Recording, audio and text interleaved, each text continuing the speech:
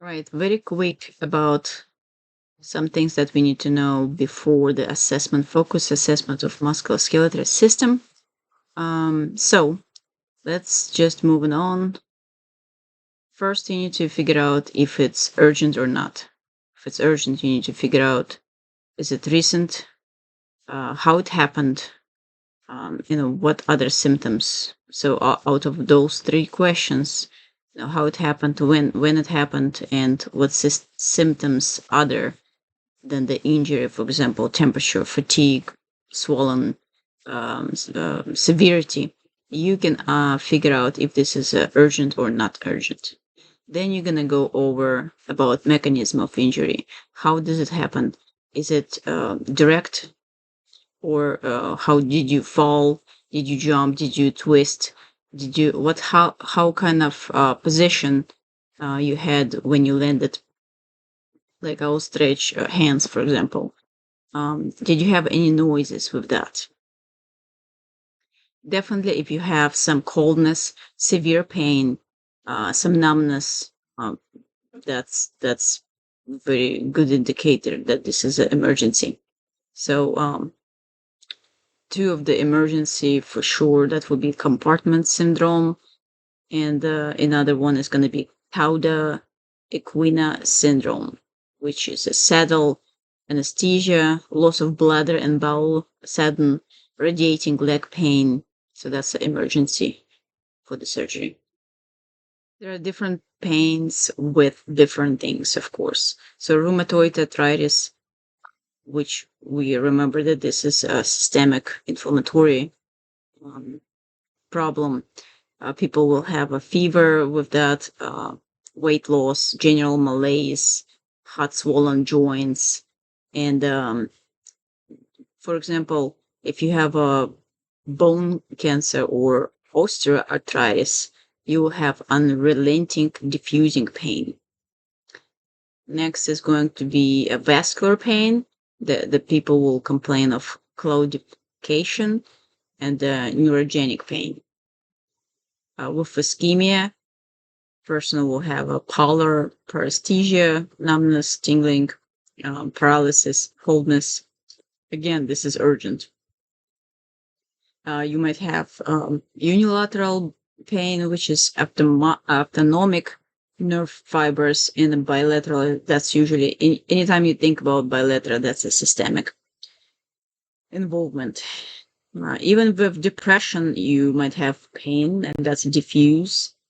Um, if you have a diffuse over pressure points, that's a fibromyalgia. So that's a diffuse pain with all over the pressure points. You also have strain and sprain. Both of them can have a ripping and tearing sounds with that, but with sprain, you might have minimal to moderate pain, and it's usually 1 to 2 days after the injury. And ankle is most commonly occurs with a strain um, on a lateral stress. So if eversion or eversion, inversion and eversion. Fracture, you will have a diffuse swelling around the injured bone, possible deformity.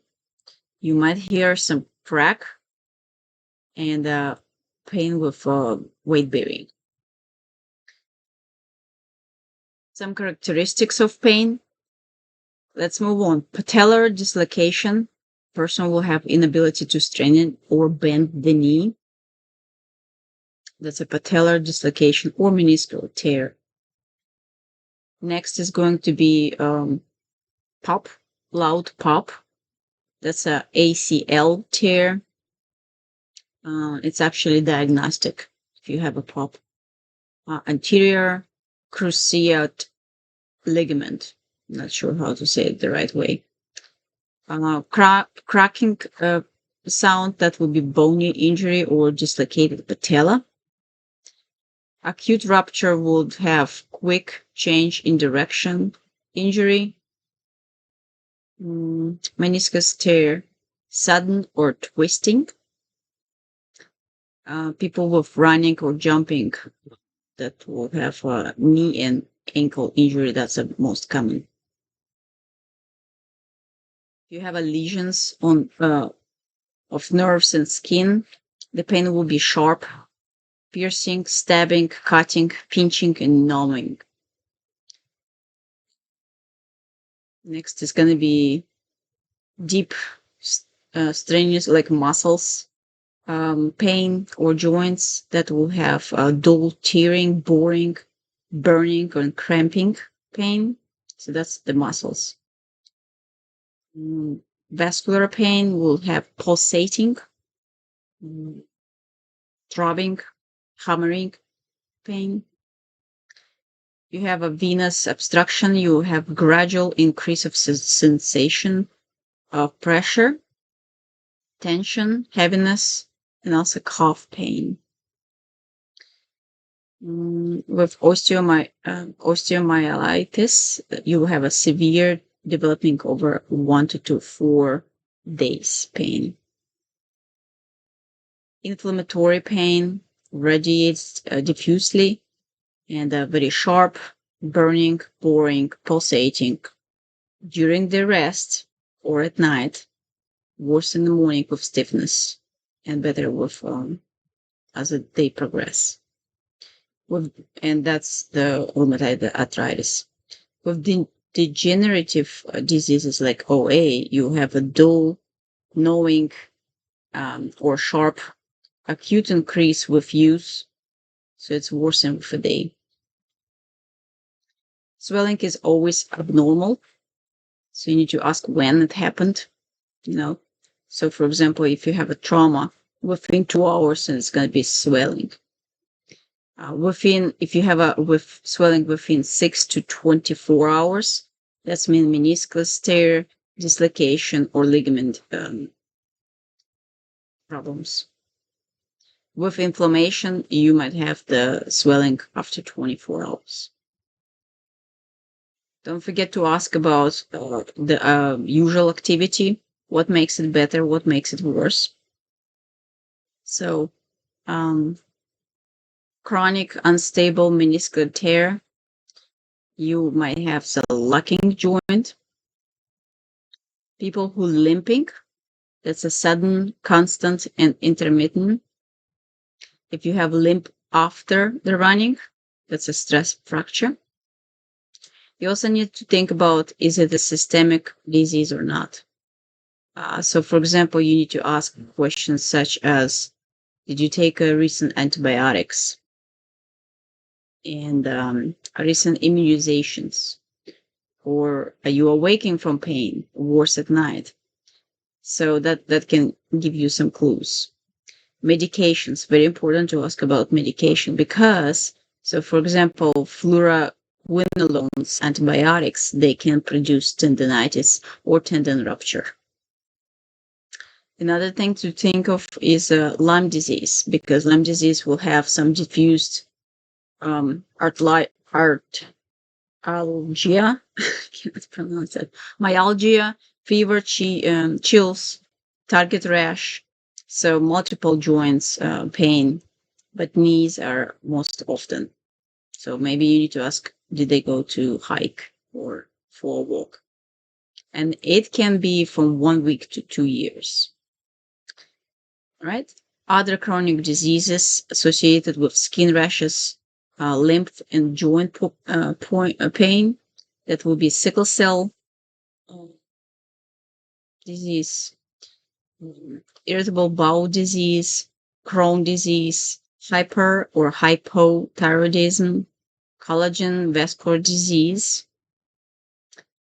Also, maybe we need to ask about the recent STDs, or is it possible that people have a risk for STDs, because gonorrhea might have some arthritis and inflammation.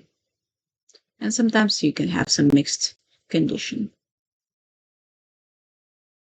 Okay, so just a quick kind of very quick and simple, just words, sounds going out of my mouth. First, you inspect, you observe the patient, the facial expression. Look for limping with a gait, deformity. You also look at the skin, rashes, nails. Is it one leg shorter, which can have a hip fracture? Next, you're gonna do a palpate extremity. Of course, you do your own thing, but just go from one place to another and just walk it down. For your tenderness, active range of motion, then passive if needed. You also do the next test for muscle strength. And of course, you can include sensory, motor, and deep tendon reflexes if you need to go more further. And at the end, you're going to figure out what kind of labs or x-rays or diagnostic you need to do. I already spoke about the two emergency, that's compartment syndrome, and also Cauda-Equina syndrome. That's definitely emergency. Next, I will just go over some few things. Tendinitis, that's a pain worse with movements, swelling. It's usually with overuse. Osteomyelitis, infection of the bone, usually have fever, chills, vomiting, pain, erythema, swelling, and some purulent discharge. Local pain, and progressively worse. OA, I remember that's degenerative joint disease, stiffness, pain, limited movements, may have some asymmetry. And of course, we need to remember that they have Bouchard and some H word on the joints. Next is going to be rheumatoid arthritis. That's a systemic inflammation. And the morning stiffness, just like with the previous one, you have a symmetrical swelling. That's important. Two of the things you can notice is a swan or something will be on the joints as well, but that's late. Fever, weight loss. What else? I think that's the most important. Just to know the difference between two of them. Gout, it's a very red and usually on a foot. Tophi, and that's characterized with uric acid. Red, warm, and tender. Right. MCL sprain, people will have limping. Medial meniscus tear. You will need to do McMurray test, and that's usually after knee twisting. You might have some clicking and locking with that test. Difficulty bearing weight. Next is ankle sprain. When you do eversion or inversion, and you might have some popping sound, audible pop, and tear. They can still walk for ankle sprain. All right, possible diagnosis with knees, medial meniscus tear, like I said, twisting, knee pain, difficulty to flex, bending, bearing, clicking and locking. Again, McMurray and some Tessely test, which is you just touch the knee and moving it around. The second with the knee is going to be anterior cruciate ligament tear, ACL. Also with a twisting or extension, you will have a pop and you will have swelling. With that one, you have a test Lachman. Okay, ankle sprain we already spoke about. It's an inversion, pop, swelling, can still perform a range of motion. Shin splint, you have a pain, usually people with runners, and the pain is in medial tibial. Achilles tendinitis, pain with walking, it's going to be difficult with dorsiflexion. Another thing to mention that will be some medication like a cortisol, because people after the shot, they might still have the pain for a couple days before the relief comes. With upper joints, you might have tennis elbow, lateral humeral epicondylitis. You have a positive with if you have a supination with 90-degree flex of the elbow, you resist, and they will have a pain. With wrist fracture, to remember, you will have a pain with a sniff box pain, and also it's going to be hard for them to hyperflex. Carpal tunnels, that's also good to know. Fallen test and the Tinel test on the medial nerve. Worse at night, pain, dull, numbness, tingling with those tests. That's a positive. Weakness and maybe atrophy at this area. Please remember to always assess pulses above and below your joint. And I hope all of the videos that I put for this health assessment will be very helpful.